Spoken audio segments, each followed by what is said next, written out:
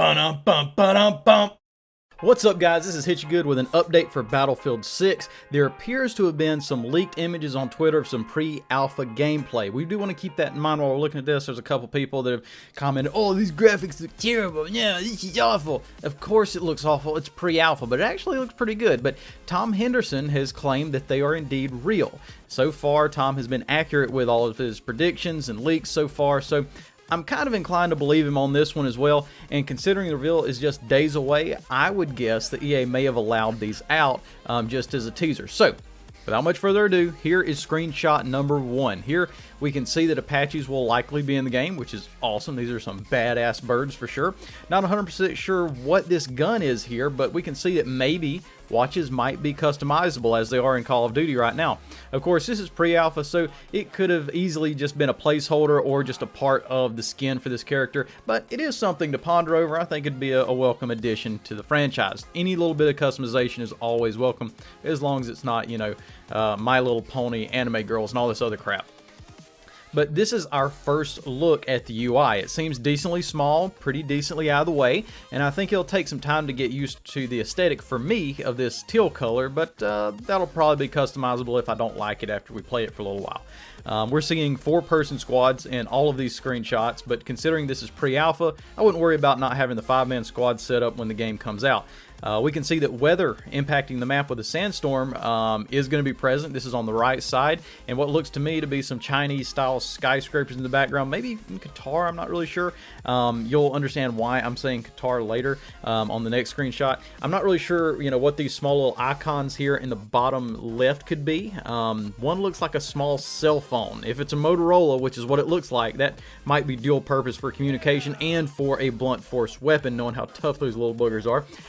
But the resolution isn't quite sharp enough to determine what the other little icon is. It looks like it could be something displaying a surface-to-air weapon with artillery in the bottom left shooting upwards, but it's so hard to, you know, to tell. This is just really speculation.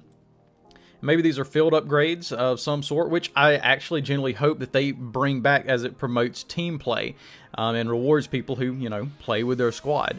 The next looks very reminiscent of Dawnbreaker from Battlefield 4. This looks pretty neat. Perhaps this actually was Dawnbreaker and was used as a placeholder while adding in, you know, the Battlefield 6 game mechanics and vehicles and stuff for testing. If they borrow stuff from Battlefield 4, that's totally okay with me. I love Battlefield 4, and I'm getting some serious vibes from the past here and can't wait to see that become modernized. The next screenshot showcases an Osprey avoiding a sandstorm over a stadium. It seems the Osprey will be a transport helicopter capable of carrying 6 soldiers into battle, as you can see there on the right. Some people in the comments of other videos said the stadium shown below was just from Warzone, but you'll notice the surroundings are significantly different than Warzone. If I had to guess the location of this, I'd say this was the Education City Stadium, also known as the Diamond in the Desert. This is located in Qatar, and construction had just completed mid-2020, so mid last year.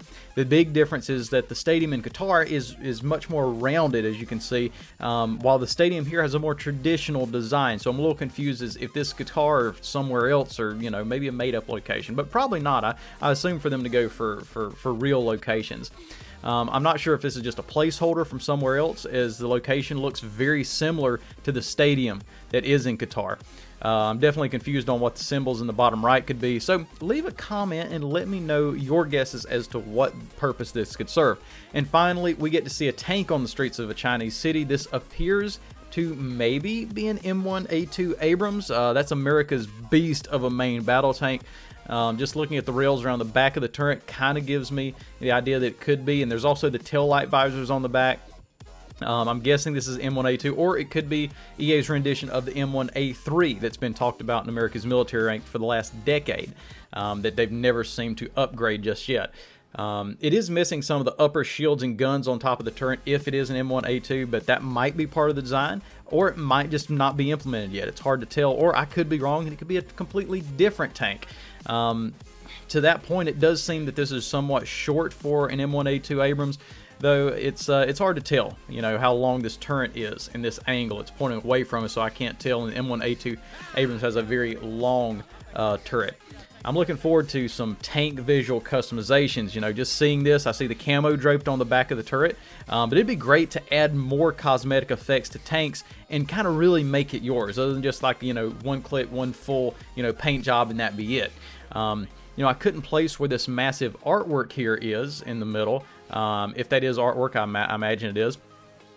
So leave a comment below if you know where this is or have an idea. You know, let me know. I'd actually like to know what this location is. We do see another tank in the background. He's climbing over some obstacles back there. This would be awesome if we could go back to Dawnbreaker, where that's what this kind of looks like, but just massively expand it. Have some familiar places in the center that's just like the old Dawnbreaker, but expand it, you know, everywhere beyond its current borders. We also see in the bottom right the option for the primary weapon. It's showing a sabot shell. Sabot shell, that's a depleted uranium round that uses pure kinetic energy to cut through armor as opposed to an explosive charge. That's another kind of idea of why that's mostly what the M1A2 Abrams use, so that's kind of why I'm thinking that might be it. But of course, as you know, no matter what side you're on in Battlefield, you can run usually whatever you want to, whatever kind of ammunition. We also see that it says 5 under the primary weapon, which may be an indication that tanks can only carry a certain amount of primary weapon ammunition, while the secondary shows an unlimited amount of ammo. And then we see the countermeasure, and some of those, it looks like could be a smoke screen, and a quick repairability. And in the middle of the screen, I don't know what this is. It says 11 with a bar beside it.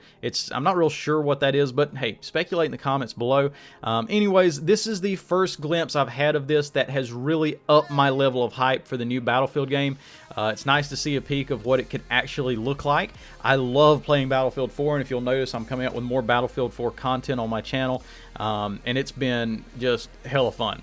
But just to get a new game with new content that, you know, shies away from Warzone's skill-based matchmaking would just be an awesome upgrade to our gaming lives right now.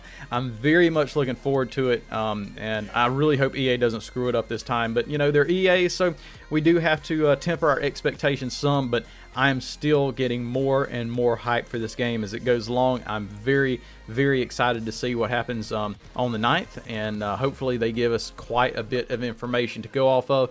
Anyways, guys, thank you so much for watching this channel. Please like and subscribe if you want to support your favorite all-American freedom-loving gamer, and tell me if you think these screenshots are real or if I missed any details in this breakdown. Thanks for watching. God bless. Hit you good out.